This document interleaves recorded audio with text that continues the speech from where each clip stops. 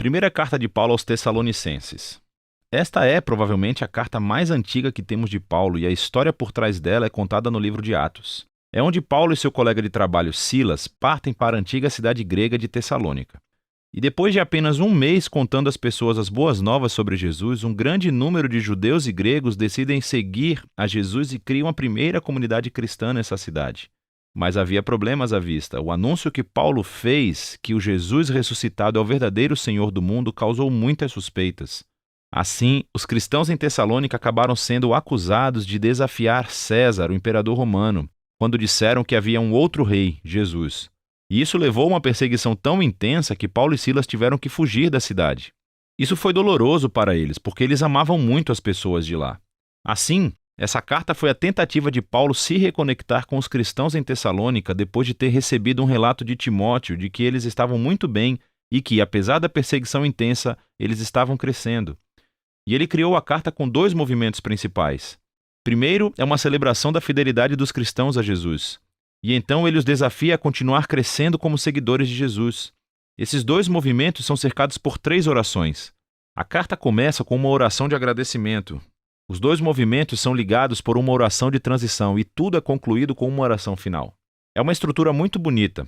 Paulo começa agradecendo e celebrando a fé dos tessalonicenses, o seu amor pelos outros e a sua esperança em Jesus apesar da perseguição. E ele continua, ele reconta a história da conversão deles, como costumavam ser politeístas e viviam em uma cultura onde tudo era permeado por instituições e práticas que honravam os deuses gregos e romanos. Paulo fala sobre como eles se afastaram desses ídolos para servir ao Deus vivo e verdadeiro, e que agora estão aguardando a vinda do Filho de Deus do céu.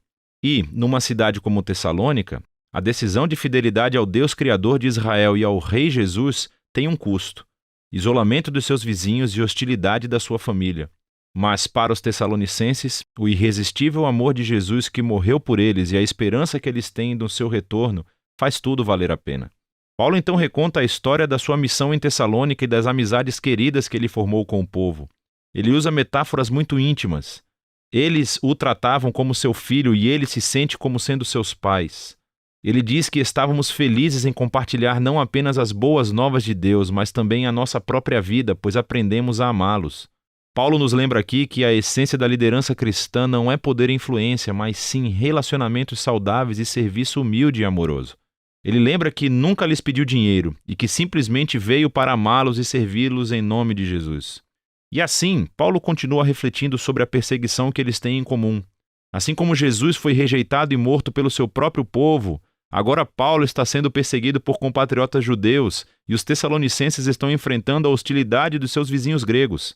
E de uma maneira estranha, Paulo sente consolo ao saber que juntos os seus sofrimentos são uma maneira de participar na história da vida e morte de Jesus.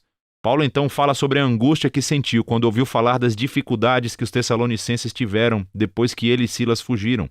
Por isso enviou Timóteo para apoiá-los e ver como eles estavam. E para sua alegria, Timóteo descobriu que eles estavam bem. Eram fiéis a Jesus, estavam cheios de amor por Deus e pelos seus vizinhos e desejavam ver Paulo tanto quanto ele desejava vê-los. Então Paulo conclui com uma oração por perseverança. O que é legal é que ele apresenta aqui os tópicos que abordará na segunda metade da carta. Ele ora para que Deus aumente a sua capacidade de amar, que fortaleça o seu compromisso com a santidade, enquanto eles focam a sua esperança no retorno do Rei Jesus. Então ele abre o segundo movimento da carta, desafiando-os a uma vida que seja consistente com os ensinamentos de Jesus. Isso significa, antes de tudo, um compromisso sério com a santidade e a pureza sexual. Em contraste com a cultura promíscua e sexualmente destrutiva ao seu redor, eles devem seguir o ensinamento de Jesus sobre experimentar a beleza e o poder do sexo dentro do refúgio de um relacionamento comprometido com a aliança do casamento.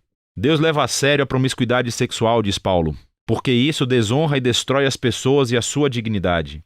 Seguir Jesus também significa um compromisso de amar e servir os outros. Paulo instrui que os cristãos devem ser conhecidos na cidade como pessoas confiáveis e trabalhadoras, não apenas para ganhar dinheiro, mas para que possam ter recursos para se sustentar e compartilhar generosamente com as pessoas necessitadas.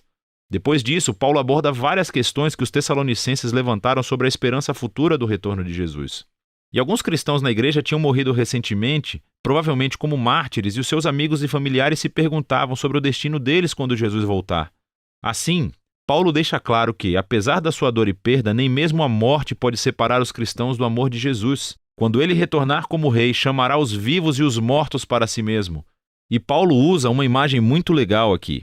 Ele usa uma linguagem que normalmente descreveria como uma cidade sujeita a César enviaria uma delegação para receber ou acolher sua chegada. Paulo então aplica essa imagem à chegada do rei Jesus. Ele também será saudado por uma delegação do seu povo que irá ao encontro do Senhor no ar, quando o receberem e o escoltarem de volta a este mundo, onde estabelecerá o seu reino de justiça e paz. Paulo então quer que os tessalonicenses vejam como essa esperança deve motivar a fidelidade de Jesus.